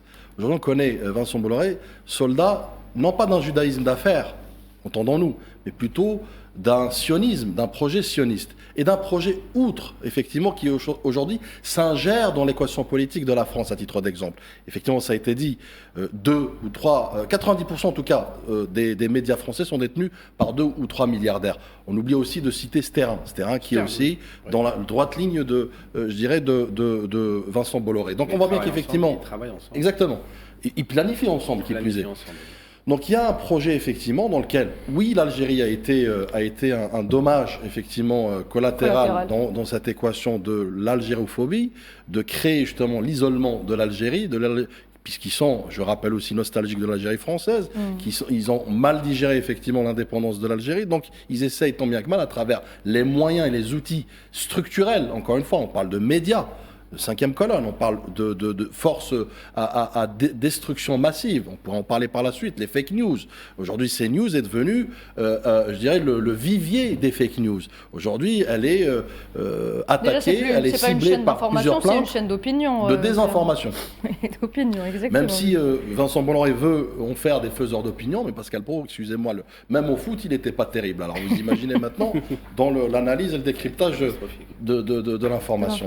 Donc oui, il y a un projet pernicieux, il y a une accointance, il y a une collusion historique avec un ancrage historique, un ancrage même biologique de Vincent Bolloré qui aujourd'hui veut mener, non pas que la France, mais ses relations, sa diplomatie vers l'inconnu, vers la destruction. Puisque l'arrivée de l'extrême droite au pouvoir, c'est encore une fois l'isolement de la France, c'est la déliquescence d'une diplomatie déjà en perte de vitesse. Et toujours à propos de multiplication des campagnes de désinformation, on s'intéresse maintenant à un autre volet de ces fake news. Après le groupe Bolloré, on s'intéresse au Marzen, Faisal, qui multiplie ses campagnes de désinformation. Permettez-moi, juste avant de transiter vers justement le Marzen, qui est un autre soldat, un autre proxy. Moi, j'ai écouté tout à l'heure l'intervention d'un certain Sansal. Et je suis obligé de dire, parce que bon, au-delà des aberrations et certaines hérésies, je suis obligé d'apporter une mise au point nécessaire et très importante. Il cite effectivement qu'il y a une espèce d'équation trilatérale entre des tractations... Une fake news de plus. Une fake news de plus. Donc on est là aussi pour la corriger.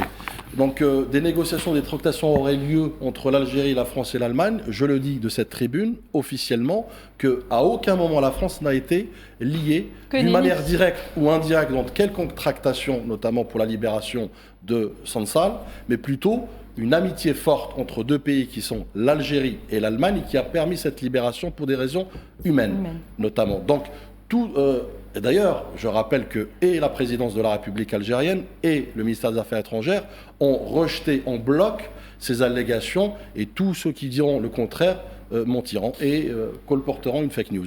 Ils adorent colporter des fake news, mais moi, ce qui me dérange, hormis les mensonges à répétition pour sortir par la grande porte, la semaine dernière, nous avons eu l'honneur et le privilège de recevoir Dahoud Qablia, l'ancien ministre de l'Intérieur, qui nous a expliqué depuis quand datait justement l'amitié algéro-allemande et depuis avant bien même l'indépendance que l'Allemagne avait toujours aidé la révolution algérienne à obtenir justement cette victoire, et que entre deux présidents de la République qui se respectent et qui s'apprécient, il y a un chemin qui a été fait par humanité, comme l'a si bien dit le communiqué, pour libérer Boualem Sansal. Moi, ce que j'ai aimé deux choses. La première des choses que j'ai aimé dans cette interview qu'il a faite, de cette pseudo-interview qu'il a faite, c'est la première des choses, il a dit que en Algérie, les médecins se sont très bien occupés de lui, voilà, et qu'il a été très bien soigné. De toute façon, il n'avait pas l'air d'être très malade sur le plateau. Et la deuxième des choses, c'est qu'il a dit ce que tout le monde savait, que Bruno Retailleau, c'est lui qui a empêché sa sortie bien avant. Ça a été un obstacle, et il l'a dit de sa propre bouche. C'est pas Mehdi Guézard qui le dit, c'est pas Badis Kanissa, c'est pas Kamel Mansouri, c'est pas Faisal Metaoui, c'est Boualem Sansal qui a dit que Bruno Retailleau a été un obstacle à la libération avant la semaine dernière, ou il y a 10 jours. De tractation rapidement. D'ailleurs, lui, il reconnaît qu'il n'était pas au courant, il ne savait pas ce qui se passait. Il savait pas ce qui se passait, exactement. Donc, une fois qu'il est parti en France, on a dû le manipuler pour lui dire que la France est intervenue, alors qu'il n'était même pas au courant. Et c'est ça la malhonnêteté intellectuelle d'un intellectuel, entre guillemets. Mais c'est une affaire algéro-allemande qui a été faite avec respect. Très rapidement fait ça. Voilà, avec respect, avec énormément de sagesse. Ils ont travaillé, les deux présidents de la République ont travaillé main dans la main, et il n'y a aucune tripartite. Il y a juste une relation bilatérale. Même si ça fait mal au cœur à beaucoup de personnes, je suis désolé de vous le dire, c'est que l'Algérie et l'Allemagne qui ont réglé ce problème et personne d'autre. Le discours des médias français a changé entre l'annonce de la libération de Balam Sassal, présenté comme un compatriote français par ces médias, et ces derniers jours, on sous-entend qu'il y a eu un pseudo-rôle de la diplomatie française, et vous avez raison, la Bible était très claire, il n'y a eu aucun rôle, on essaie de rattraper les choses face à l'opinion. C'est une pirouette, c'est ce qu'on appelle une pirouette médiatique. Absolument, et on a vu Balam Sassal tout à l'heure sur France 2 en très bonne santé, donc ce n'était pas l'homme vieillissant malade. Ils l'ont bien requêté, il a été bien lifté et bien Très bien, monsieur, il ne nous reste pas beaucoup de temps, on doit passer au sujet. Excuse-moi, nous on continue sur notre lancée. On a des très bons médecins algériens. La preuve qu'on a des très bons médecins. Tout le monde a été surpris dans la mine qu'il avait. On a des très bons médecins algériens. La preuve, je le dis, je le répète et je continuerai à le répéter inlassablement. 15 000 de nos médecins algériens, ce sont eux qui tiennent les hôpitaux français en France. Voilà, il faut savoir le dire. Très bien, merci. Alors on enchaîne, messieurs, si vous le voulez bien, sur la multiplication des campagnes de désinformation, la prolifération des fake news, notamment donc au sujet de l'Algérie. On continue d'en parler. Il y a des chiffres qui vont s'afficher derrière vous, normalement dans quelques instants. Je demande à la régie de nous montrer ces chiffres, s'il vous plaît. S'ils veulent bien. Voilà, Badis, c'est vous qui allez donc justement intervenir sur ces chiffres. Badis, regardez ce tableau, il regroupe des sources de narratifs anti-algériens de ces 3 dernières années. Alors, nous avons là des chiffres qui sont têtus, qui sont très éloquents, qui sont très évocateurs, notamment de l'accointance, de l'implication de ce qui est devenu un instrument structurel en matière de fake news du régime du Merzen. Juste rapidement, je vous dis, et c'est pas moi qui le dis d'ailleurs, c'est des éléments sourcés, vérifiables, notamment Meta, qui est Facebook, Instagram, qui a démantelé en décembre 2023, à titre d'exemple, un réseau opéré depuis le Maroc. 510 comptes, 32 pages et 72 groupes accusés d'activités politiques hostiles contre l'Algérie et l'Union africaine. Source, encore une fois, Meta. Vous avez Twitter X, à titre d'exemple aussi, qui lui surenchérit, et avec une enquête bien ficelée, entre 2022 et 2024, vous avez un cluster de bots opérant depuis Rabat et Casablanca, s'il vous plaît, ciblant les hashtags suivants, hashtag Algérie en crise, hashtag Tebboune, hashtag Hirak, hashtag Sahara. C'est pour vous dire qu'effectivement, ils aiment bien les hashtags concernant l'Algérie. Vous avez aussi ce qu'on appelle le media mapping. C'est très important. Qu'est-ce qu'il nous apprend ? Il nous apprend aujourd'hui qu'effectivement, les affaires des incendies algériens en 2021, à titre d'exemple, le narratif FFS Mac a été né sur un compte Chouf TV, qui est un média marocain du Merzen qui est au service justement des fake news.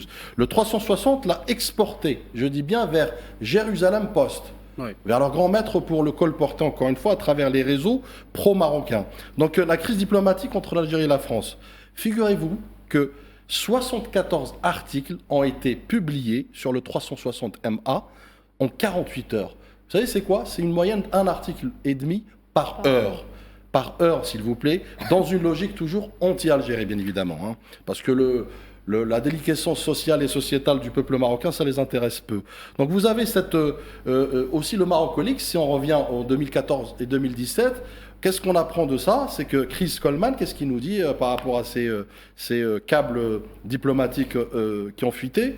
Il y a un plan marocain de neutralisation de l'image algérienne dans l'Union africaine, dans l'Union européenne, à l'ONU et dans les médias européens. Donc vous voyez bien qu'il y a effectivement pas mal de chiffres éloquents aujourd'hui qui incriminent d'une manière directe, sourcée, informée, le Merzen dans sa gabegie, surtout sa guerre fratricide contre l'Algérie et sa crédibilité, sa légitimité. Et puis je finirai sur les volumes de campagne anti-Algérie. C'est très important aussi de rappeler ces chiffres. Entre 2022 et 2024, nous avons plus de 38 000 publications hostiles à l'Algérie, attribuable au réseau, encore une fois, marocain, et c'est le DFR Lab qui le dit à travers une enquête. 2023, nous avons 32 campagnes coordonnées menées contre l'Algérie, c'est Graphica qui le dit à travers une investigation. Taux de coordination, vous avez plus de 61% de comptes hostiles créés en moins de 6 mois, sans photo réelle et avec activité intense, bien évidemment, uniquement sur les sujets algérien. Et je finirai sur un dernier sujet. Selon Twitter X, selon Transparency, une enquête aussi très éloquente, vous avez 42% des comptes hostiles identifiés résident au Maroc. Vous avez plus de 18%, où ça? Israël. Vous avez 12%, ah bah tiens, les Émirats Arabes Unis. Et vous avez 9% en France dans des réseaux privés, à savoir les think tanks, les associations et les médias pro-marocains. Et vous avez 5% en Espagne, mais attention, à Ceuta et Melilla, donc le Maroc. Et 14% à travers le VPN. Tout ça pour dire, Noured, qu'effectivement, c'est un outil structurel que utilise le Merzen pour essayer d'atteindre une diplomatie, je dirais, de haut vol, une diplomatie qui est loin, mais très loin, aux antipodes de la diplomatie marocaine. C'est une diplomatie au service de l'humanité et de l'humain et des causes justes, comme la cause palestinienne, comme la cause sahraoui, comme toutes les causes des peuples opprimés. J'invite les téléspectateurs d'utiliser Google Trends et voir combien le nombre de hashtags utilisés par les médias marocains et le Maroc contre l'Algérie, c'est ébouriffant, c'est incroyable. Merci Kamel, merci à vous également Badis pour cette analyse. Mesdames et messieurs, on revient tout de suite.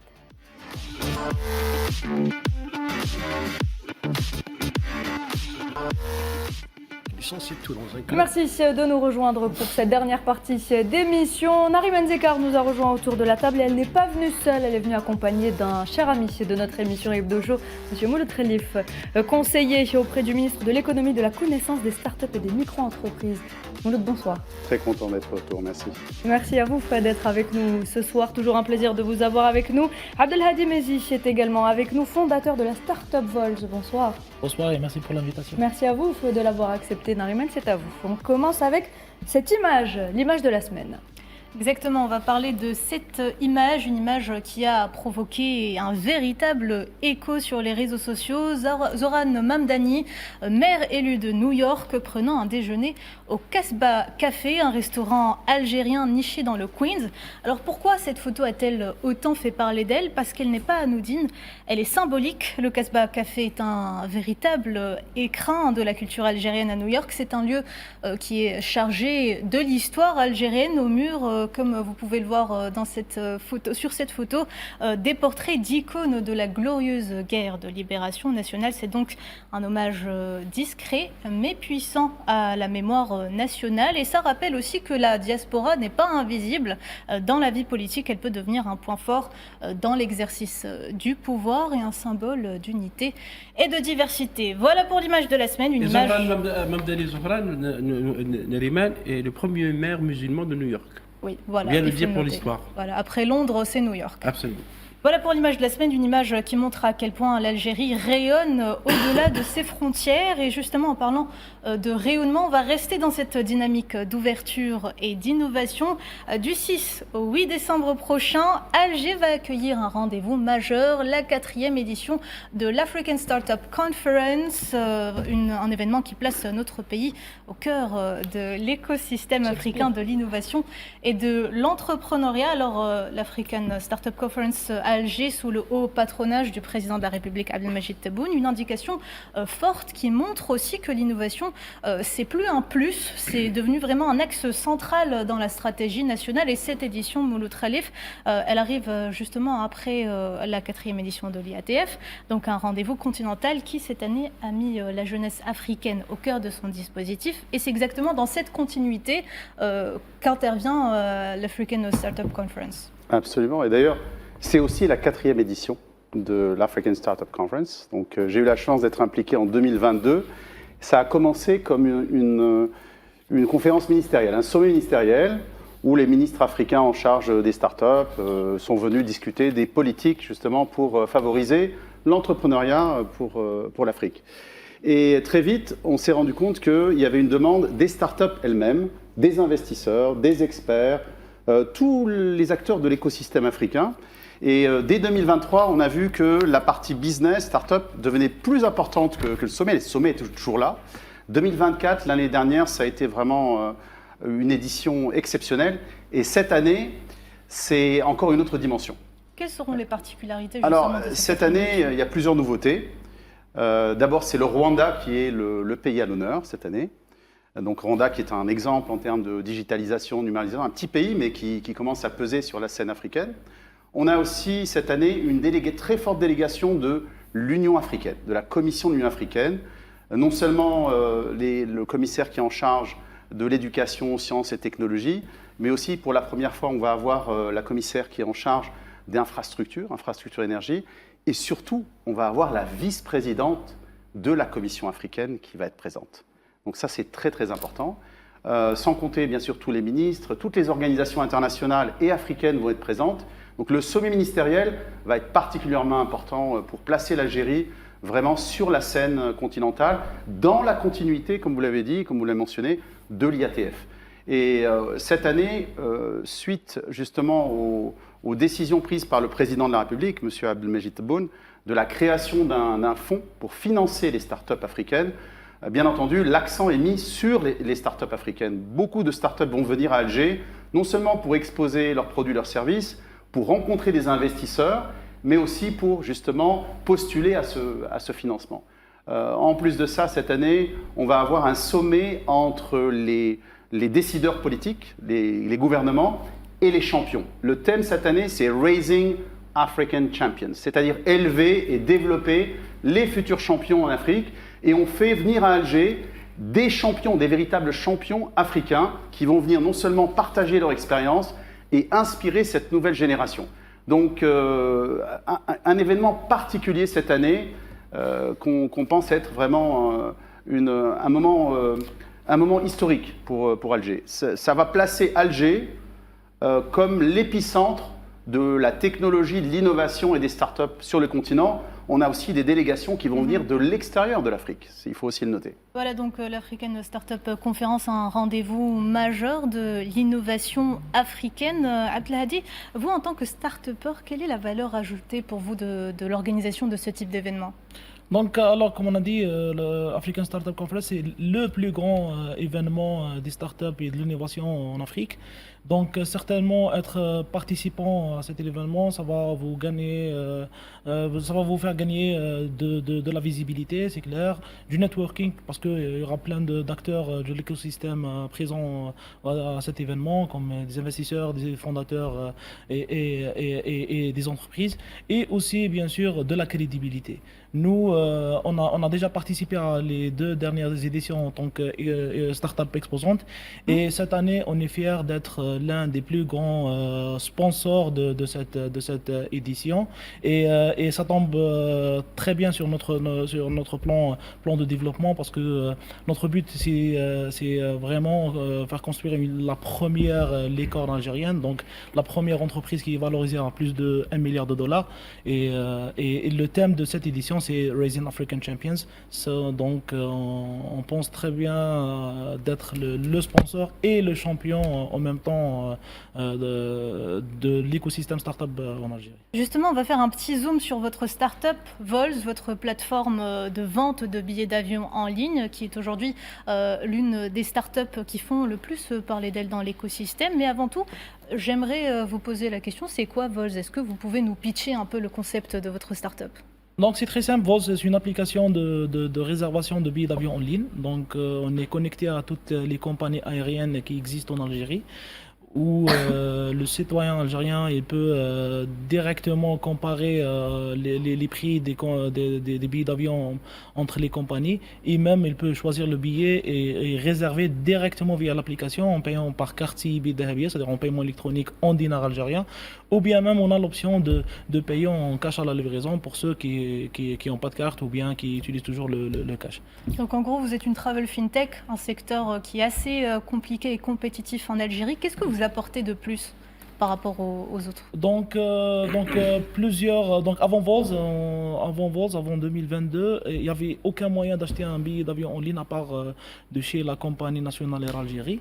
Et comme Air Algérie propose que les billets de Air Algérie. Donc nous, donc on propose toutes les compagnies qui existent en Algérie. Donc il y en a 15. Non, à peu près c'est 28. C'est 28. Et ce qui est bien, c'est que chaque année, de nouvelles compagnies entrent en... Cette année, il y a à peu près 4 compagnies qui ont commencé à opérer en Algérie. Aussi, on a tout ce qui est la traçabilité, parce que acheter via une agence de voyage classique, donc ça vous donne pas vraiment le pouvoir de comparer les prix entre les compagnies. Et aussi... donc, en dinars et avec une carte CIB. Exactement. Donc dans la monétisation, on continue justement ce qui est actuellement fait pour justement que les banques continuent à se développer, continuent à développer le paiement par Internet. Exactement. Donc en dinars, il faut bien préciser à nos téléspectatrices et téléspectateurs que grâce à votre application, les gens vont pouvoir acheter des billets à partir d'Algérie avec une carte CIB algérienne et dans la monnaie locale pour des voyages à l'étranger. Exactement. C'est bien ça. Exactement. Quand on a commencé, le paiement électronique représentait à peu près 1% de notre chiffre d'affaires. En ce moment, on est à plus de 45% de notre chiffre d'affaires, ce qui est un nombre très très important. Il y a même la SATIM qui nous a contactés parce qu'on fait quand même un chiffre d'affaires aussi important. On fait à peu près 3 milliards de dinars de chiffre d'affaires annuel cette année. On va clôturer l'année à 3 milliards, donc à peu près dans les 30 millions d'euros. Et donc c'est un chiffre aussi conséquent. Et donc vous, votre application prend une commission sur les billets qui sont vendus, c'est ça? Exactement. C'est comme ça que vous gagnez votre argent. Exactement. Comme dans tous les tours opérateurs qui font par Internet à l'étranger, c'est ça? Exactement. Exactement. Sauf que l'avantage exceptionnel, c'est que c'est en monnaie locale à partir de chez nous. Bravo et en dinar algérien. Bravo à vous, oui, en monnaie locale, bravo à vous. Abdelhadi Mouloud parlait tout à l'heure de l'ASF, l'Algerian Startup Fund, un fonds d'investissement créé par le président de la République Abdelmajid Tebboune et qui vous a soutenu, vous, en tant que start-up. Donc vous avez tout d'abord réalisé une levée de fonds importante via l'ASF et puis vous avez réalisé une deuxième levée de fonds en exit de l'ASF. Est-ce que vous pouvez nous expliquer un peu ça? Très bien, donc non, on a lancé Voz en mars 2023. En 2024, on a réalisé notre premier levée de fonds avec l'ASF. C'était à peu près de 20 millions de dinars. Et puis, en espèce de moins de 2 ans, donc on a réalisé un deuxième levée de fonds de 600 millions de dinars, donc à peu près 5 millions de dollars. Et là, on a racheté les parts de l'ASF, donc on a fait ce qu'on appelle un exit. Et l'exit, donc c'est le but de chaque fonds d'investissement, c'est-à-dire il rentre au capital pour sortir avec une plus-value. Et l'ASF, là, c'est le premier exit de l'ASF, et ils ont fait à peu près 3,5 fois le retour sur l'investissement. Exactement. Bravo à eux. Et quelles sont donc vos ambitions futures, du coup? Donc, c'est simple, c'est devenir la première licorne algérienne. Donc, normalement, c'est en 2028. Donc, si on aura 10% de la taille du marché, normalement, on atteindra à peu près les... J'aime beaucoup votre assurance. Bravo. Et être coté en bourse aussi, peut-être. Exactement. Ça, c'est le but ultime, c'est d'être coté en bourse. Peut-être $1 milliard. $1 milliard, exactement. Voilà. J'avais rapidement évoqué une fois sur ce plateau, il faut rêver grand et imaginer la prochaine licorne algérienne. Je pense qu'on a l'illustration ici. Et c'est prometteur. Bravo. Merci. Je pense que c'est vraiment un exemple de succès. C'est pour ça que l'histoire de Vol, c'est intéressante. En 2022, quand ils ont commencé de rien du tout. Littéralement de rien, de zéro. Peut-être même de moins que zéro. Et l'ASF, en fait, a joué son rôle. L'ASF, c'est un fonds public, c'est un fonds d'investissement public. Il a joué son rôle, c'est celui d'accompagner au démarrage. Maintenant, ce qui se passe, c'est que c'est le secteur privé, c'est un fonds privé qui prend le relais. Et je voudrais juste faire passer un message. Le rôle du secteur privé est très important pour dynamiser l'écosystème. On ne peut pas attendre à ce que ce soit l'État qui soit là pour financer des startups. Au démarrage, pas de problème. Ensuite, le secteur privé, aujourd'hui avec les FCPR, les fonds communs de placement à risque, n'importe quelle entreprise en Algérie ou un groupe d'entreprises peut créer un fonds d'investissement pour 50 millions de dinars. Donc le message est passé. Très bien, merci Mouloud Khalif. Merci encore une fois d'avoir été avec nous ce soir. Abdelhadi Mezid, merci à vous. On vous souhaite bon courage dans votre démarche et bon courage à Vol. C'est bravo encore une fois. Narimen, merci à vous également. Messieurs, merci pour cette émission. Mesdames et messieurs, merci de nous avoir prêté attention. Très bonne soirée. À dimanche.